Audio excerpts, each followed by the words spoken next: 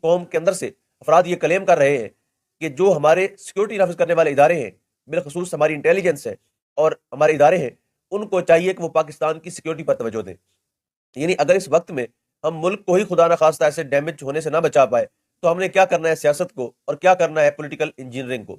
Political engineering بھی ایسی صورتحال میں اگر آپ کر رہے ہیں جس میں پاکستان بدامنی کا شکار ہوتا جا رہا ہے، دن بدن یہ چیزیں بڑھتی جا رہی ہیں، اور ہمیشہ سے یاد رکھیں ویورز کہ ہمیشہ سے یہ دھماکے مسجد اور امام بارگاہوں پہ ہی ہوتے ہیں۔ یعنی کبھی آپ یہ نہیں دیکھیں گے کہ کسی فحاشی کے اڈے پر دھماکہ ہوا ہو یا کسی ایسی جگہ پر اٹیک ہوا ہو جو اسلام کی تعلیمات کے برعکس چل رہا ہو۔ ہمیشہ سے انہی جگہوں کو ٹارگٹ کیا جاتا ہے جہاں اسلام کی تعلیمات کا نفاذ ہو رہا ہوتا ہے۔ بہر صورت یہ بڑی انفارچونیٹ سچویشن ہے پاکستان کے اندر، اور اس کو کنٹرول کرنا ہوگا۔